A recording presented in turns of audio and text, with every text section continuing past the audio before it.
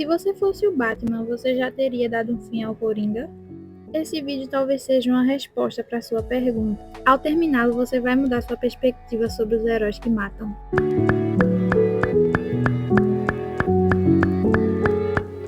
A primeira coisa que a gente deve se perguntar é por que geralmente gostamos dos heróis que vão até o fim, dos heróis que desvivem os seus inimigos. A primeira coisa que podemos observar é a sede de justiça que a gente tem, pelo menos na ficção.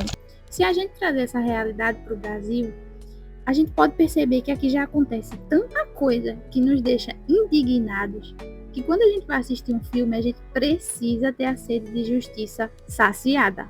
Já é tanto político que rouba e sai impune, influência envolvida em coisa errada que a gente não vê acontecer nada, pessoas maltratando animais e depois não acontecendo nada com elas.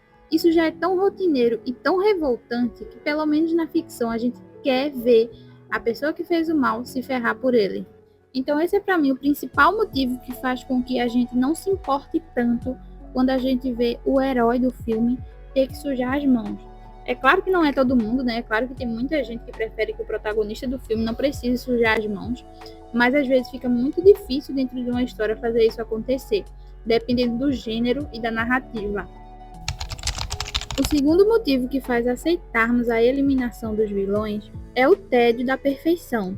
Os heróis mais puristas, digamos assim, começam a parecer cada vez mais irreais e distantes da nossa realidade. Principalmente porque a gente, infelizmente, vive numa realidade ainda muito cinza. Então isso acaba dificultando a gente perceber a possibilidade de um herói conseguir agir com tantas regras tão restritas, principalmente em situações tão extremas quanto na ficção, né? Outro fator que conta muito é que nós nos identificamos com falhas, porque é algo que todo mundo faz, errar, não tem nada mais humano do que isso. Então, um herói que perde a paciência, ou que erra, ou que se arrepende, parece mais real do que um herói que está sempre andando na linha reta, do que um herói que nunca comete um deslize. E se esse herói for carismático, aí é que o público tende a aceitar ainda mais os erros dele, porque isso é uma coisa que conta muito. Inclusive, eu me perguntava muito porque tinha heróis e até mesmo vilões que eu simplesmente odiava, mesmo eles errando, acertando independentemente, e tinha outros que eu simplesmente amava, mesmo com todos os defeitos. E a resposta nada mais é ao carisma. Quando um personagem ele é carismático, ele tende a fazer você passar pano para ele, mesmo que ele esteja fazendo um monte de cagada. Outra questão também é quando o personagem está tentando acertar. Então, mesmo que seja um vilão e ele esteja tentando acertar, que ele esteja fazendo o que ele acredita que é o melhor para todo mundo e que ele tenha uma personalidade envolvente, a gente vai tender a entender aquele personagem, muitas vezes até abraçá-lo. Infelizmente, no mundo real, o sistema judiciário ele é lento e por muitas vezes falho. E falando ainda mais especificamente do Brasil, ele é injusto. Ver um herói resolver o problema de forma definitiva traz um sentimento de catarse, sabe? É como se a gente tivesse uma descarga emocional tão grande que traz um alívio. Infelizmente, a maioria de nós já passamos por alguma situação de violência. Seja uma pessoa que praticou algum mal, ou um crime, um furto, e viu isso não dar em nada. Isso acaba gerando muita frustração. Então, muitas vezes, quando a gente vê o personagem passando por aquilo que a gente passou e não podemos fazer nada, a gente torce para que com aquele personagem seja diferente e ele faça coisas que nós nunca poderíamos. Segundo a teoria desse psicólogo, a sombra é a parte da nossa psique que esconde nossos impulsos mais primitivos, sombrios e socialmente inaceitáveis, como, por exemplo, a agressividade. Então, quando você assiste um herói violento, você acaba consumindo e projetando a própria sombra de uma forma segura e controlada, porque você não está violando nenhuma lei ou nenhuma moral da vida real. Por mais que seja ficção, o seu alívio, a sua satisfação, ela é real. A gente claramente justifica a violência do herói com mecanismos de defesa. Então, provavelmente, quando você concorda com a atitude do herói, você fala, ele matou, mas foi para salvar inocentes. Ou você também pode desumanizar o vilão, pode vê-lo como um monstro tão terrível que a eliminação dele parece a única solução justa e lógica. Então acaba não sentindo pena nenhuma com esse fim dele. Os heróis que não matam, eles acabam criando roteiro um pouco mais previsíveis. Por exemplo, o vilão é preso e aí depois ele foge, faz tudo de novo, e aí ele é preso novamente, e aí consegue aliados, e aí vem a parte 3 e por aí vai, até que finalmente ele é selado num lugar para sempre. Os heróis que cruzam essa linha e trazem a atenção real para a história, o público assiste pensando, será que ele vai ter coragem mesmo? E aí quando ele tem coragem, o público já começa a pensar, tá, e agora? O que é que vai acontecer? Quem é que vai aparecer agora? A parte 2 vai ser feita com quem? Como é que vai proceder essa bagaça? Então essa imprevisibilidade acaba dando muito certo, porque a gente já está numa fase que as pessoas já estão bem saturadas do roteiro convencional, né? A maior parte do público já conhece de cabo a rabo a jornada do herói.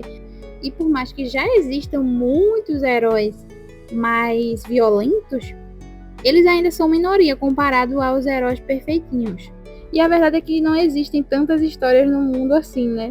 O que existe é a forma diferente de contá-las.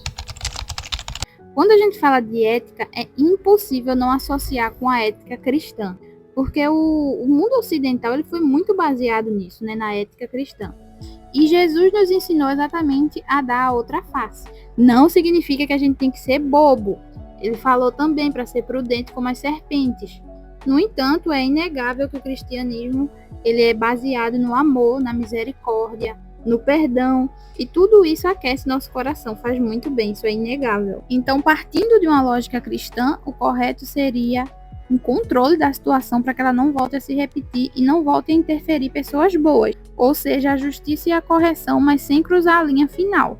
Porque o grande X da questão é justamente esse, não tornar o mal livre o suficiente para que ele atrapalhe a vida dos bons. Porém, personagens que matam, eles geralmente operam na lógica utilitarista, que é salvar a maioria, mesmo que custe a vida de um. Ou do maquiavelismo, que diz que é mais interessante ser temido do que ser amado. Se der para ser os dois, ok, mas se não der, é mais interessante ser temido. Então, basicamente, a filosofia desses personagens, elas vão mais nesse caminho do que necessariamente na lógica cristã. Mas a verdade é que isso é um debate gigante, né? Porque tem muitos cristãos que afirmam também ser a favor da eliminação quando necessário. Para quem está assistindo e não só ouvindo o áudio, percebeu que ao longo do vídeo eu coloquei vários exemplos de heróis que se encaixam nesse panorama de herói meio violento. Mas eu vou falar um pouquinho sobre alguns e comentar por que eles se encaixam nesse meio. O Geralt de The Witcher é um excelente exemplo. Ele é um mutante caçador de monstros, mas frequentemente ele precisa matar humanos, porque ele vive num mundo assim que é extremo, realmente não dá para hesitar, uma hesitação de segundos pode custar sua vida. Então ele opera na eterna busca pelo mal menor, sempre tentando fazer o que é menos pior dentro da situação. Ele basicamente mostra que em mundos cinzentos demais ao extremo como o dele, é muito difícil manter as mãos perfeitamente limpas. O Aragorn é um exemplo de herói clássico, né? É um herói honrado, bom, mas que não é um pacifista. Ele mata orcs sem hesitar e participa de guerras quando necessário. Então, no caso dele, a morte do inimigo é justificada pela desumanização dos vilões. O famoso protagonista do jogo Deus da Guerra começou como um anti-herói. Ele inicia a história cego por vingança, mas ao longo da jornada dele, ele acaba se transformando num herói mais protetor, por causa do filho dele, né? Basicamente, o desenvolvimento dele se deu por causa do filho. Então, esse dilema entre tentar ser melhor e fazer o necessário acaba criando uma conexão emocional com o público. E, gente, eu não consumo o jogo, tá? Não consumo a história. Então, me corrijam aí se eu estiver errada, mas pelo que eu pesquisei é isso. Todos os outros personagens que apareceram aqui ao longo do vídeo eu conheço bem, mas esse aqui é o único que eu não tenho tanto conhecimento assim. Então, se eu estiver errada aí, algum detalhezinho, me corrijam nos comentários. O Jack acaba sendo o personagem mais diferente dessa lista. E eu gosto muito desse personagem, porque ele tem uma complexidade que daria um vídeo inteiro. A parte mais interessante dele é que ele tem uma moralidade muito duvidosa, porque é flexível demais. Ele acaba sendo aquele herói por acidente, sabe? Que só acaba fazendo a coisa certa nos últimos segundos do segundo tempo. E quando ele precisa cruzar a linha e ir até o fim, quando ele tem mesmo que eliminar algum inimigo, ele faz. Mas o foco do personagem nunca é esse. Ele sempre tenta usar a inteligência dele ao invés da força bruta. Ele tem um improviso assim diante do perigo muito grande, mas ainda assim é uma personalidade super controversa e que a gente adora passar um paninho muitas vezes. No mundo dos animes a gente tem o Eren, que é muito famoso justamente por essa dualidade. Ele mostra como a perspectiva muda muito as coisas.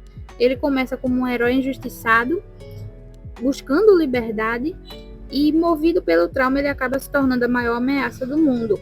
E é muito interessante perceber como muita gente acredita que ele estava totalmente certo e muita gente acha que ele estava totalmente errado. Então aí a gente vê como é diferente o julgamento de cada um, a perspectiva de cada um, sabe? Eu aposto que você pensou que o Tanjiro não estaria nessa lista, né? Porque ele é um dos heróis fofinhos, certinhos, que a gente ama admirar. Ele se encaixa perfeitamente no protagonista sozinho, né? Que é aquele protagonista que chega iluminando tudo, espalhando coisas boas, gentileza. Mas a gente precisa lembrar que apesar de toda essa luz do Tanjiro, ele acaba sendo muito parecido com o Aragorn. Da mesma maneira que o Aragorn mata os orcs porque estão desumanizados, o Tanjiro mata os demônios da história dele sem hesitar. Não sei se ele mataria um humano, mesmo que o humano fosse ruim, mas eu acredito que se apresentasse uma ameaça para as pessoas, se fosse comprovadamente um ser humano perigoso, sem perspectiva de mudanças, eu acredito que ele faria assim. E você, qual a sua opinião sobre isso? Me conta aí embaixo que eu vou adorar saber e já vou logo aqui deixando a minha. Eu acredito que tem universos que não tem como escapar. Eu acredito que acaba perdendo verossimilhança se o personagem conseguir passar por todas as situações ileso, sabe? Sem precisar sujar a mão nenhuma vez. Então, eu sinceramente acredito que depende muito do universo da história. A minha tendência é a admirar personagens como Aragorn e o Tanjiro, são meus favoritos da vida, assim. Mas eu acredito muito que cada personagem tem sua característica para fazer a gente pensar, para a gente analisar, refletir. Então, todo tipo de personagem é necessário dentro da história, seja para a gente discordar ou concordar dele. E é isso, espero que você tenha gostado. Até o próximo vídeo. Tchau!